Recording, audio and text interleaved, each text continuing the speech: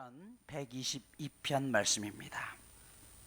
구약 897페이지 시편 122편 1절로 9절까지 말씀입니다.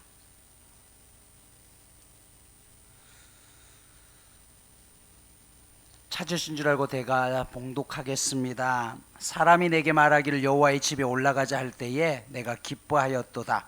예루살렘아, 우리 발이 내 성문 앞에 섰도다. 예루살렘아, 너는 잘 짜여진 성읍과 같이 건설되었도다. 지파들 곧 여호와의 지파들이 여호와의 이름에 감사하려고 이스라엘의 전례대로 그리로 올라가는도다. 거기에 심판의 보좌를 두셨으니 곧 다윗의 집의 보좌로다. 예루살렘을 위하여 평안을 구하라. 예루살렘을 사랑하는 자는 형통하리로다. 내 성 안에는 평안이 있고 내 궁중에는 형통함이 있을지어다. 내가 내 형제와 친구를 위하여 이제 말하리니 내 가운데 평안이 있을지어다. 여호와 우리 하나님의 집을 위하여 내가 너를 위하여 복을 구하리로다. 아멘. 내년도 우리 교회 표어가 24년도 표어가 여호와의 집에 올라가자입니다. 1절 말씀에 그래서 여호와께 예배하자. 예배할 때 가장 행복합니다. 여호와의 집에 올라가자입니다. 여러분, 신실한 성도의 특징이 뭘까요? 교회관이 분명한 거죠. 교회에 대한 이해와 교회에 대한 철학이 분명해서 예배를 사모하는 즐거움이 있는 분들이 신실한 성도들입니다. 따라서 얼마나 하나님을 사랑하는가, 얼마나 믿음이 좋은가를 알려면 그가 교회에 대해서 얼마나 긍정적인 관심을 가지고 있느냐를 보면 알 수 있습니다. 즉, 신실한 성도는 교회와 항상 좋은 관계를 유지하려고 노력해요. 왜냐하면 교회야말로 하나님의 뜻이 바로 합쳐진 가장 함축적인 곳이기 때문에 그렇죠. 그래서 하나님의 뜻을 알 수 있고 하나님 앞에 예배할 수 있는 곳, 그것이 교회이기 때문에 그렇습니다. 본문 122편 표제어가 보면 다윗의 시, 곧 성전에 올라가는 노래라고 되어 있어요. 그런데 시편 122편을 읽다 보면요, 정작 성전이라는 말은 나오지 않고 대신 나오는 말이 예루살렘이라는 말씀만 나옵니다. 그러므로 이 시를 보면 예루살렘에 올라가는 노래라고 하는 것이 더 정확할 것 같은데 표제어는 뭐냐면 성전에 올라가는 노래라고 있습니다. 왜 그랬을까요? 오늘 본문에서 예루살렘은 크게 두 가지 의미로 쓰이고 있습니다. 하나는 이스라엘의 수도로서 다윗의 왕궁이 있는 예루살렘이란 뜻이고, 또 하나의 의미가 성전이 있는 곳이란 뜻이에요. 여러분, 더 중요한 것은 다윗의 왕궁보다 더 중요한 것은 성전으로서의 예루살렘입니다. 예루살렘은 성전이 없다면 별 의미가 없습니다. 그 안에 성전이 있기 때문에 예루살렘이 유명한 것이지, 만약 성전이 없었다고 한다면 사람들은 예루살렘을 크게 기억하지도 않았을 것입니다. 이스라엘이 남왕국과 북왕국 두 개로 쪼개어졌을 때 북왕국의 형편이 훨씬 강했다는 것은 아시죠? 10개의 지파가 북이스라엘을 형성했고 2개의 지파만이 남유다라는 작은 나라를 형성했습니다. 그럼에도 불구하고 이스라엘 역사의 정통성은 2개의 지파밖에 없었던 남왕국 유다에서 찾습니다. 그 이유는 딱 한 가지입니다. 바로 예루살렘 성전이 그 안에 있었기 때문입니다. 본문은 다윗의 찬양시이면서 자신의 신앙 고백입니다. 즉, 다윗이 하나님의 성전을 얼마나 사모하는지를 보여주는 것인데, 오늘 1절에 이렇게 말씀하죠. 사람이 내게 말하기를 여호와의 집에 올라가자 할 때 내가 기뻐하였도다 라고 이야기했어요. 그러니까 다윗 왕이 성전에 올라간 이유는요, 취미생활하려고 성전을 찾은 것도 아니고 사람을 만나는 목적으로 찾은 것도 아니라는 것이에요. 그의 가장 큰 목적이 뭐냐? 하나님 앞에 예배하기 위함이었다는 것이에요. 여러분, 우리가 교회에 나오는 이유가 여러 가지일 수 있습니다. 사람이 좋아서 오기도 하고요, 또 여러 가지 이유로 오죠. 그렇지만 교회에서 가장 중요한 것은 뭐냐면 하나님 앞에 예배하는 것이에요. 그래서 교회는 친교도 중요하고 먹는 것도 중요하지만 가장 중요한 목적은요, 하나님 앞에 어떻게 예배를 위해서 준비하느냐는 것이죠. 여러분, 그래서 동산 모임을 가질 때도 그냥 먹고 이야기하는 걸로 끝나면 안 됩니다. 그 안에 반드시 말씀의 모임이 필요한 이유가 여기에 있는 것이에요. 신앙생활이라는 것은 어제 먹던 찬밥을 데워 먹는 것이 아닙니다. 늘 새로운 감동과 기쁨이 있어야 되는 것이에요. 우리 가운데는 과거의 신앙에 매여 있는 사람들도 종종 있습니다. 내가 한때는 이랬는데, 그게 아니에요. 신앙은 항상 현재를 살아가는 것이에요. 어제 먹었던 찬밥을 그대로 가지고 오는 것이 아니라 오늘 새롭게 지은 밥을 뜨겁게 먹으면서 하나님과 지금 이 순간 하나님을 만나는 감격이 필요한 것이 신앙이죠. 감사는 그래서 생각에서 나옵니다. 깊이 생각해 보면 오늘 우리가 누리고 있는 것 가운데 당연한 것은 아무것도 없습니다.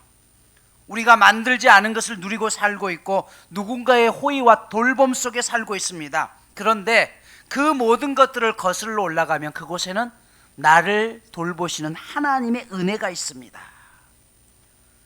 눈을 뜨면 여러분 보입니다. 하지만 너무나 많은 사람들이 눈을 감고 있습니다. 미세먼지에 덮여서 온 하늘이 뿌였습니다. 하지만 그 먼지가 걷히면 하늘은 청명합니다. 푸른 하늘은 늘 그곳에 있었어요. 잠시 가리워져 있었을 뿐입니다. 먼지를 걷어내고 푸른 하늘을 드러내 보이는 책임이 오늘 성도들에게 있습니다. 그래서 에베소서에서는 뭐라고 있어요? 하나님을 아는 신령한 영의 눈들이 열려지기를 원한다고 있죠. 그래서 하늘의 것들을 바라보라고 이야기해요. 내 눈에 보이는 것이 전부가 아니라 내 눈에 보이지 않지만 내 삶을 이끌어 가시는 하나님의 은혜를 바라볼 수 있는 영적인 눈이 띄어져야 된다는 것이에요. 왜요? 그제서야 하나님이 보이기 때문에 그렇습니다.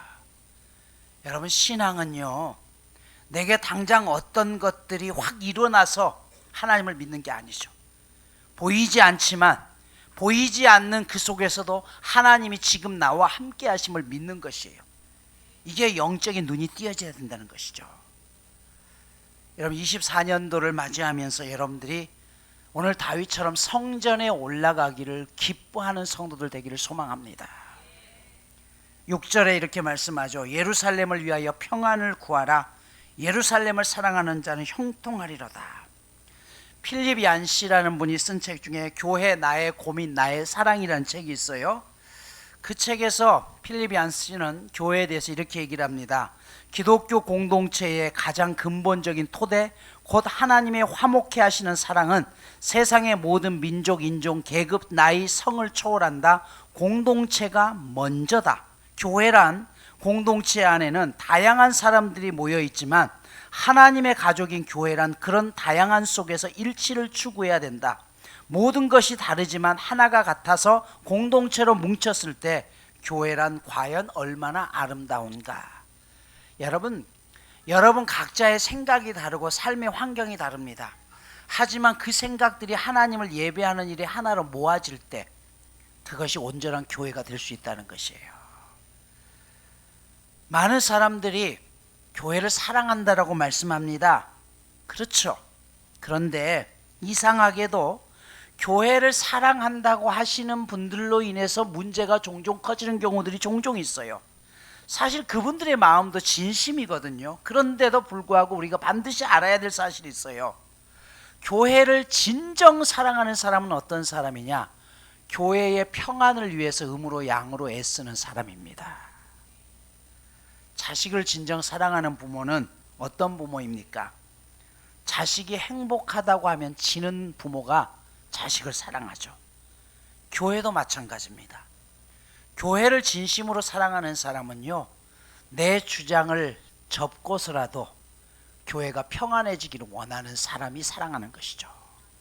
내 뜻이 이루어지지 않았다고 해서 불평하는 것이 아니라 내 뜻이 사라지더라도 그것 때문에 내가 접어서라도 공동체 안에 평화가 올 수 있다면 그것을 위하는 사람이 진실로 교회를 사랑하는 사람입니다.